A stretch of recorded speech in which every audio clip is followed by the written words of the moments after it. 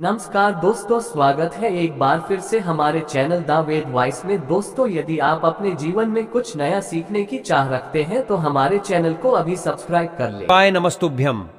हर हर महादेव। कैसे हैं आप सब? देखिए, आज का यह वीडियो बहुत ही खास होने वाला है।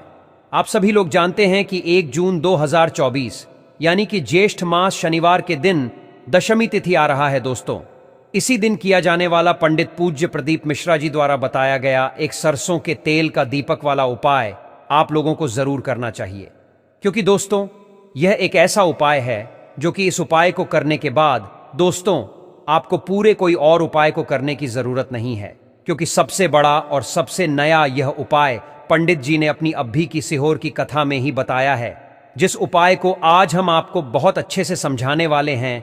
इस वीडियो को देखने के बाद इस उपाय को समझने के लिए आपको कोई और वीडियो को देखने की जरूरत नहीं पड़ेगी। तो चलिए दोस्तों, उपाय को शुरू करते हैं। देखिए, यह दिन इतना खास होता है, इतना महत्वपूर्ण होता है। देखा है कभी कभी बड़े बड़े पूजा पाठ अनुष्ठान से जो मनोकामना पूर्ण नहीं होती, वह 1 जून 2024 यानी कि ज्येष्ठ मास शनिवार दशमी तिथि पर एक छोटे से उपाय करने से ही आपकी मनोकामना पूर्ण हो जाती है। और बहुत सारे लोगों ने इस उपाय को किया भी है और उनको इस उपाय को करने का फल भी जरूर मिला है। अगर आप लोग भी इस उपाय को 1 जून 2024 यानी कि ज्येष्ठ मास के पहले शनिवार दशमी तिथि के दिन करना चाहते हैं, तो आप इस उपाय को पहले अच्छे से समझ लेना, सुन लेना, उसके बाद करना। आपको इस उपाय का फल जरूर मिलेगा। और इस उपाय को कर लेने से आपके घर में चाहे किसी भी प्रकार की दुख और समस्या क्यों ना चल रही हो, आपको उसका कारण भी नहीं पता है कि यह समस्या किस कारण से चल रही है। उसका कुछ भी कारण हो सकता है, जैसे पितृदोष हो सकता है, या किसी भी तरह का मंगल दोष भी हो सकता है, काल सर्प दोष भी हो सकता है, और भी बहुत तरह के दोष होते हैं, कुछ भी हो सकता है। पर आपको इस उपाय को करने के लिए अपने दोषों को पता लगाने की भी जरूरत नहीं है। ज्येष्ठ मास शनिवार दशमी तिथि के दिन इस एक साबुत चावल वाला उपाय को आप लोगों को कर लेना है। यह एक ऐसा उपाय है जिस उपाय को अगर किसी विशेष दिन पर किया जाए तो उस विशेष दिन का जो फल है वह तो हमें मिलता ही मिलता है, पर हमने उस दिन पर इस 2 दीपक वाला उपाय को किया है तो हमें उससे भी बड़ा फल मिलता है, और फल बहुत जल्दी मिलता है, क्योंकि आप इस उपाय को बहुत ही बड़े और विशेष दिन पर कर रहे हो। क्योंकि ज्येष्ठ मास शनिवार दशमी तिथि का दिन बहुत ही ज्यादा बड़ा होता है।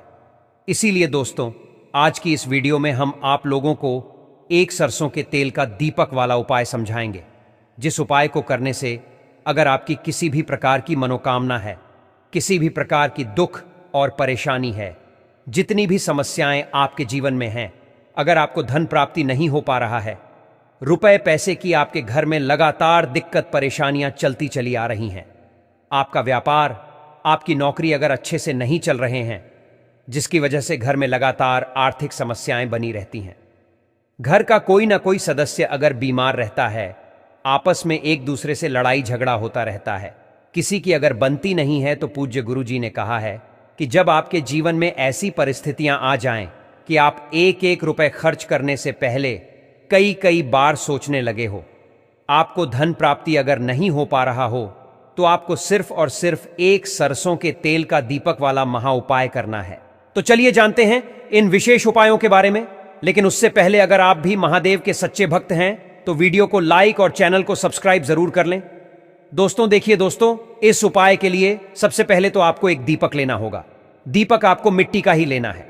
अब देखिए दोस्तों, इस उपाय को आपको बहुत ही ध्यान से समझना है। आधा दीपक आपको सरसों के तेल से भरना है और आधा दीपक आपको तिल का जो तेल आता है उससे भरना है। यानी कि थोड़ा तेल आपको सरसों का उस दीपक के अंदर डालना है और थोड़ा तेल आपको तिल का उस दीपक के अंदर डालना है। अब देखिए, इस दीपक के अंदर आपको गोल रुई की बाती का प्रयोग करना है। तो इस प्रकार से आपको यह दीपक तैयार कर लेना है। आधा तिल का तेल और आपको आधा सरसों का तेल इस दीपक के अंदर डाल लेना है और इस दीपक को सीधे आपको लेकर के पहुंचना है पीपल के वृक्ष के वहां पर शाम के समय, यानी कि प्रदोष काल के समय में। अब देखिए, इस दीपक को आपको पीपल वृक्ष के नीचे रखना है। अब देखिए, जो भी इंसान आपके घर में, आपके परिवार में आपको बहुत ही अधिक परेशान करता है, या फिर कोई भी व्यक्ति आपके परिवार में, आपके घर में आपसे बहुत ही अधिक लड़ाई झगड़ा करता है, तो उस व्यक्ति का नाम और इस दीपक को आपको पीपल के वृक्ष के नीचे प्रज्वलित कर देना है। अब देखिए दोस्तों, दीपक को प्रज्वलित करने के बाद थोड़े से काले तिल आपको अपने साथ लेकर के जाने हैं और उन्हें आपको उस जलते हुए दीपक के अंदर डाल देने हैं, पीपलेश्वर महादेव का मन में स्मरण करते हुए।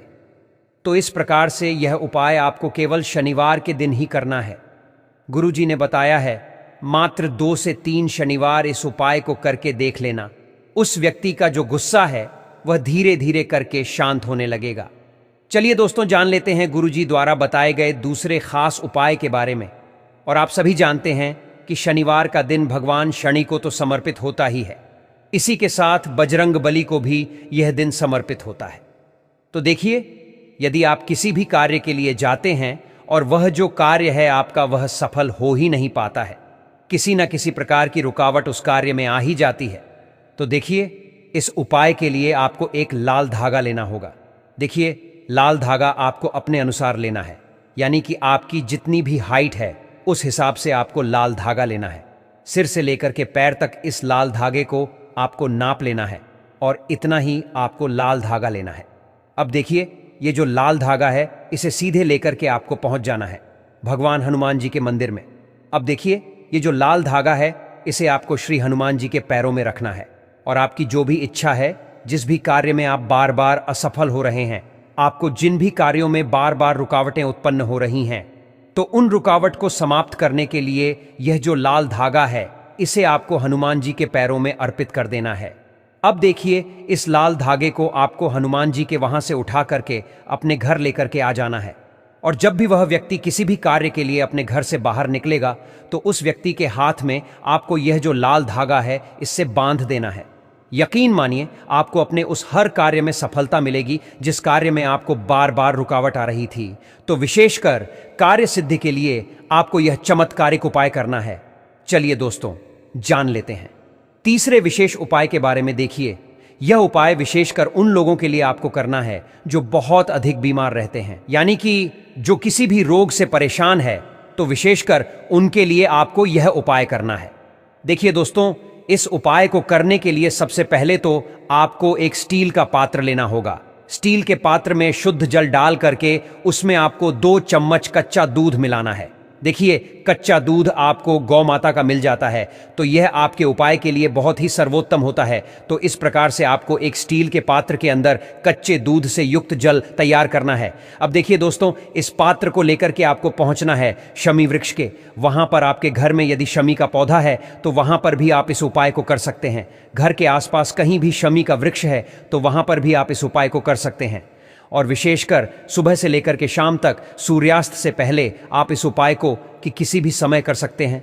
देखिए, सबसे पहले तो यह जो जल का पात्र है इसे आपको शमी के वृक्ष में धीरे धीरे अर्पित कर देना है। महादेव का मन में स्मरण करते हुए जब भी आप यह जल अर्पित करेंगे तब आपको उस इंसान का नाम और गोत्र बोलनी है जो बहुत अधिक बीमार रहता है, उसकी बीमारी समाप्त नहीं हो पा रही है, तो उस व्यक्ति का नाम और गोत्र बोल करके यह जल महादेव का स्मरण करते हुए आपको अर्पित कर देना है। तो विशेषकर रोग मुक्ति के लिए चमत्कारिक उपाय आपको करना है। चलिए दोस्तों, जान लेते हैं गुरुजी द्वारा बताए गए चौथे विशेष और अंतिम उपाय के बारे में। देखिए, यह उपाय विशेषक उन लोगों को करना है जिनकी कोई भी इच्छा है जो अभी तक परिपूर्ण नहीं हो पाई है, यानी कि आपकी अधूरी मनोकामनाएं परिपूर्ण होगी, या फिर कोई भी व्यक्ति आपके घर में क्रोध करता है तो उसका वह क्रोध खत्म होगा, या फिर आपका जो धन है वह अनावश्यक खर्च हो रहा है, तो उस स्थिति में भी आप यह उपाय कर सकते हैं। देखिए, इस उपाय के लिए सबसे पहले तो हमें मात्र 1 चुटकी काले तिल लेने होंगे। अब देखिए, इसी के साथ में आपको थोड़ा सा सरसों का तेल भी लेना होगा। इसी के साथ में आपको एक रुद्राक्ष भी लेना होगा। देखिए, रुद्राक्ष आप किसी भी प्रकार का ले सकते हैं। जितने भी मुखी रुद्राक्ष आपके पास उपलब्ध हैं वह आप ले सकते हैं। केवल आपको एक रुद्राक्ष ही लेना है और इसी के साथ में आपको एक तांबे के पात्र के अंदर शुद्ध जल लेना होगा। अब देखिए, इन सभी सामग्रियों को लेकर के आपको भगवान शिव के मंदिर में पहुंच जाना है।